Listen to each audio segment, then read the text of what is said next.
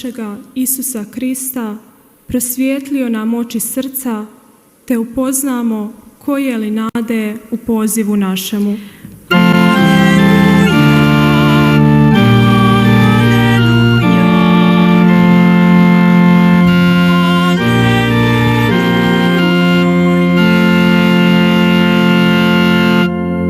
Gospodin s vama. I s duhom tvojim. Čitanje Svetog Evanđelja po Marku. Slava tebi, Gospodine. U ono vrijeme dozva Isus 12 te ih poče slati 2 po 2, dajući im vlast nad nečistim dusima. I zapovjedi im da na put ne nose ništa osim štapa, ni kruha, ni torbe, ni novaca o pojasu, nego da nose samo sandale i da ne oblače 2 haljina. I govoraše im, kad uđete gdje u kuću, u njoj ostanite dok odete odande. Ako vas gdje ne primete, vas ne poslušaju, iziđite odande i otresite prah ispod svojih nogu njima za svjedočanstvo. Otišavši, propovijedali su obraćenje, izgonili mnoge zloduhe i mnoge su nemoćnike mazali uljem i oni su ozdravljali. Riječ Gospodnja. Slava tebi, Kriste.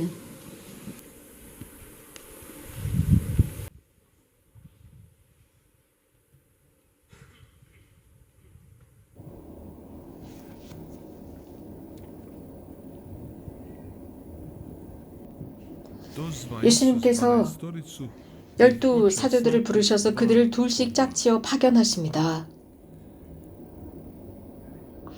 사랑하는 형제자매 여러분, 예수님께서 제자들을 보내셨습니다. 그 이유는 그들이 다른 사람들에게 선물이 되기를 바라셨습니다. 그저 청취자들이 아니라 들은 것을 사람들에게 나누는 사람들이 되기를 바라셨습니다. 줌으로써 제자들은 그 예수님의 가르침의 핵심을 이해할 수 있기 때문입니다. 그리스도인이다 라는 의미는 그저 자기 자신에게 집중하는 것이 아니라 가장 먼저 타인에게 집중하는 것이 그리스도인입니다. 그 자신에게 목적이 있는 것이 아니라 타인을 섬기는 행위입니다. 난 젊은이가 마더 데레사에게 왜 그렇게 행복해하느냐고 묻자 마더 데레사께서는 나는 주기 때문에 행복해요 라고 답하셨다고 하죠. 그리스도인이다 라는 뜻은 빛이 되는 것입니다. 어둠 속에 있는 사람을 빛으로 비추는 빛입니다. 사랑이 되는 것으로서 증오심에 갇혀있는 이를 사랑으로 끌어내는 것이고 평화가 되는 것입니다. 불안한 사람에게 평화를 주는 것이고 또 그리스도인이라고 하는 것은 자비를 받지 못해 고통당하는 사람들을 위한 자비가 되는 것이고 용서하지 못해서 그 속에서 파괴되고 가고 있는 사람들을 위한 용서가 되는 것입니다. 그리스도인의 핵심은 섬김입니다. 타인에게 집중하는 것입니다. 그래서 그리스도교 신자는 이기심이나 폐쇄성으로부터 나오는 것입니다.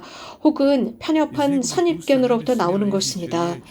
그래서 그리스도교 신자들에게 있어서는 다른 사람이 나에게 무슨 상관이야라는 말은 절대로 신자들 입에서 나와서는 안 됩니다.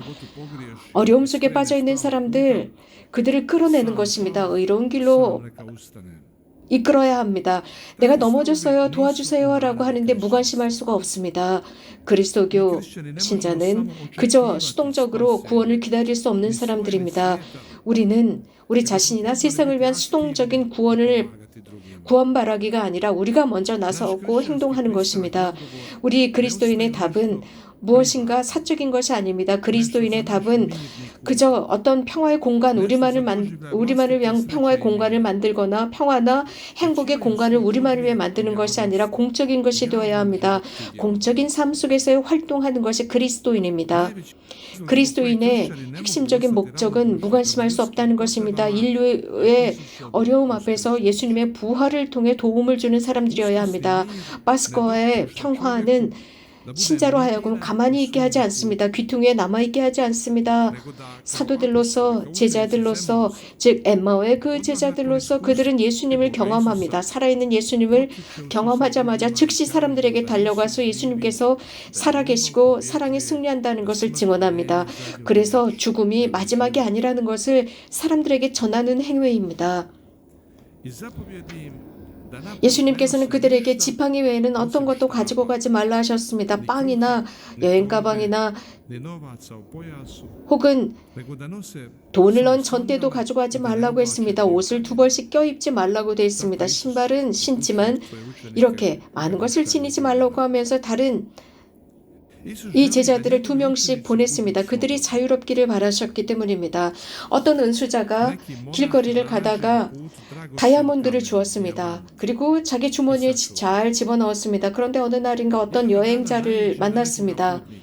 그리고 쉬기 위해서 서로 앉았습니다. 그리고 각자의 보따리를 열어서 음식을 서로 나누기로 했습니다.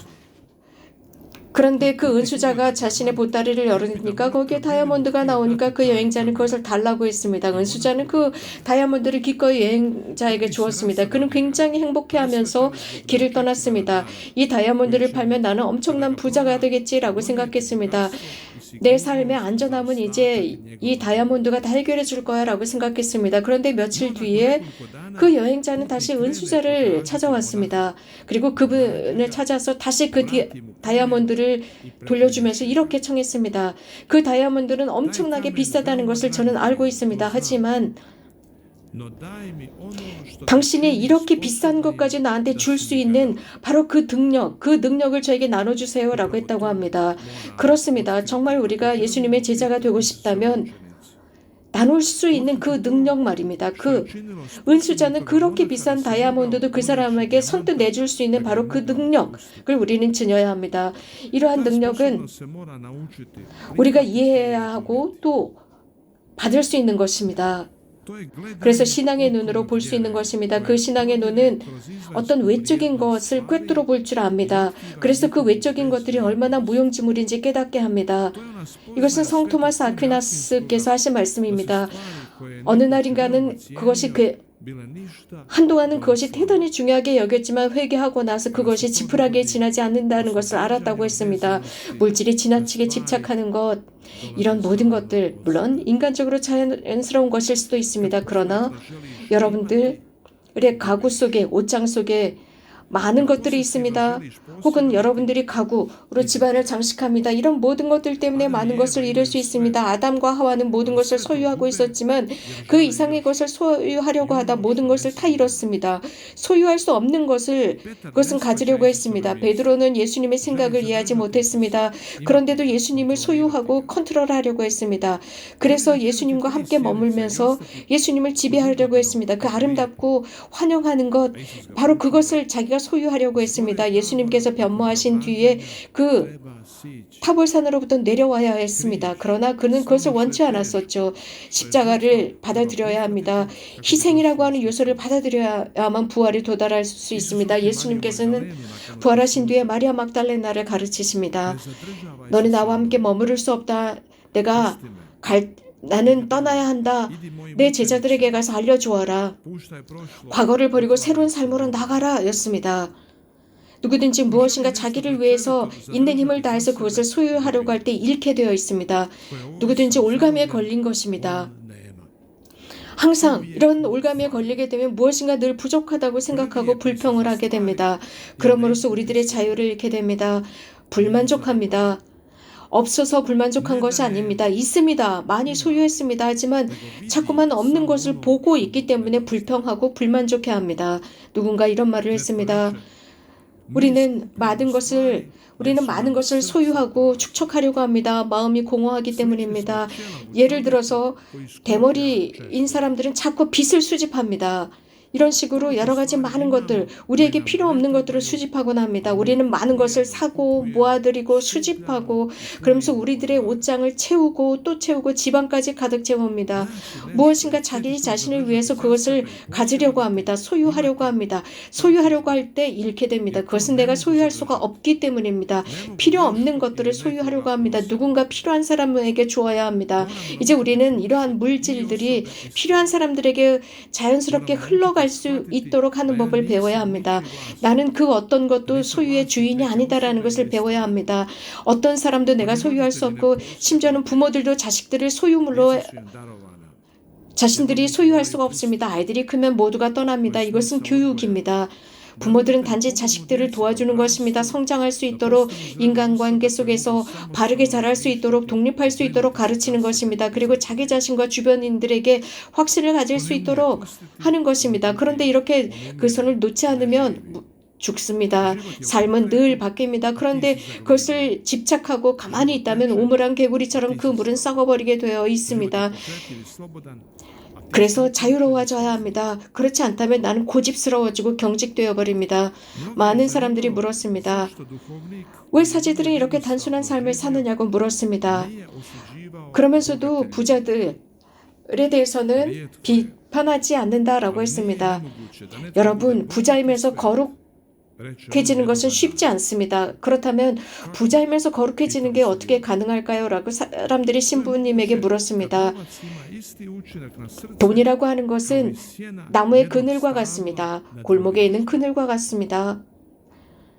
사람들은 그 나무를 보러 갔습니다. 그 나무 그늘 아래 섰습니다. 골목에 그 그늘 아래 섰지만 거기에서 먼지 한 톨 떨어지지 않는 나무였습니다.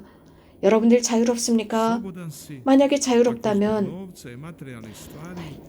돈이라고 하는 이 먼지를 털어버리고 물질이라고 하는 먼지를 털어버리지 않는다면 교만해집니다. 교만해지고 잘난 척하게 되어 있습니다. 예수님께서는 제자들로 하여금 이러한 물질들을 잘 사용하기를 바라십니다. 소유하지 않고 집착하지 않고 잘 사용하기를 바라셨고 수집하지 않기를 바라시면서 잘 사용하기를 바라셨습니다. 그래서 이런 물질로부터 내가 체포당하지 않는 사람이 되길 바라셨습니다. 그렇게 할 때 어떤 것도 잃지 않게 됩니다. 그것을 산에서 흐르는 시원한 시냇물이 늘 졸졸 흐르듯이 내가 가진 것을 자연스럽게 놓아줄 때 나는 자유롭고 또 다른 것을 소유하게 됩니다. 행여라도 너희들의 말을 듣지 않는 사람들이 있다면 증거물로서 너희들의 발의 먼지를 털어버리라고 했습니다. 발의 먼지를 털어버린다라고 하는 것은 과거로부터의 자유로워지는 것입니다. 죄의 범벅이 된 죄로부터 자유로워지는 것입니다. 용서한다라고 하는 것은 과거의 죄로부터 자유로워지는 것입니다. 또 먼지를 털어버린다라고 하는 것은 항구에 묶여있는 배가 자유롭게 항해하는 것입니다. 그래서 집착과 소유욕이나 혹은 이런 모든 것으로부터 나오는 것입니다. 나치 수용소에서 두 사람이 함께 있다가 나왔습니다. 그들은 같은 감방에 갇혀 있었습니다. 그리고 나왔을 때 물었습니다. 너를 고문했던 그 교도관들을 용서했니? 라고 물었습니다. 그러니까 용서했어. 그러니까 상대편에게 물었습니다. 너는 용서했니? 라고 하니까 나는 지금도 나를 고문했던 그 사람들을 증오하고 또 증오하지 라고 했습니다. 그러자 상대편 친구가 친구요, 너는 지금도 감옥에 갇혀 있는 거야 라고 했답니다. 용서하지 못한다면 우리는 계속 그 증오의 감옥에 갇혀 있는 것입니다. 과거의 감옥에 갇혀 있는 것입니다. 현재를 살지 못하고 과거 속에 살아가는 사람입니다. 실제로 지금 이 순간을 살지 못하는 것입니다. 그러면서 현재 이상 우리 곁을 그 삶이 지나가도록 내버려두는 것입니다. 우리는 매일 무엇인가 우리들의 삶에서 우리들에게 중압감을 주는 것들이 찾아옵니다. 그런 속에서 우리는 지금 이 순간, 이 초, 이 날을 살아야 합니다. 슬라브코 바르바르지 신부님은 말씀하셨습니다. 영신 생활의 황금률은 하루 해가 끝났을 때 그날 하루를 끝맺지 않고는 새 날을 시작하지 말라라고 했습니다. 다시 말씀드리자면 하루 일과가 끝난 뒤에 하나님께 감사드리라는 것입니다. 그날 하루 우리가 했던 모든 선행에 감사드리고 잘못한 것이 있다면 용서를 청하고 모든 사람들을 다 용서한 뒤에 정말 신나고 재미있고 편안하게 푹 잠을 잘 수 있도록 하라는 것입니다. 그리고 그 다음 날을 시작하는 것입니다. 이런 용서를 하지 못한다면 그 다음 날을 시작할 수 없습니다. 그 다음 날도 우리 영혼은 과거에 묶여 있는 것입니다. 그래서 나는 이 하루 현재를 살지 못하고 어제 그저께 그저께를 사는 것입니다. 여러분 과거를 버리십시오. 어제를 버리십시오. 그리고 오늘을 사십시오. 이것이 바로 하느님을 만날 수 있는 첫 번째 조건입니다. 하느님은 과거의 하느님이 아니시고 미래의 하느님이 아니십니다. 하느님은 현재의 하느님이십니다. 지금 이 순간 영원함, 바로 이 순간이 영원한 하느님의 순간입니다. 그런데 우리가 이 순간에 함께 있지 못하고 내가 미래를 가 있거나 과거에 있다면 나는 하느님을 만날 수 없습니다. 내가 이런 부정적인 과거의 느낌에 전염되어 있다면 나는 하느님을 만날 수 없습니다. 그 결과 나는 평화를 느끼지 못합니다. 과거의 근심과 염려에 쌓여 있고 미래에 대한 염려와 근심에 쌓여 있다면 나는 현재 하느님을 만나지 못합니다. 형제자매 여러분, 예수님께서 우리들을 지금도 부르시고 초대하십니다. 그 이유는 기쁜 소식을 전하고 사랑과 하느님의 평화를 전하라는 것입니다. 또 우리에게 물질로부터 자유로워지라는 것입니다.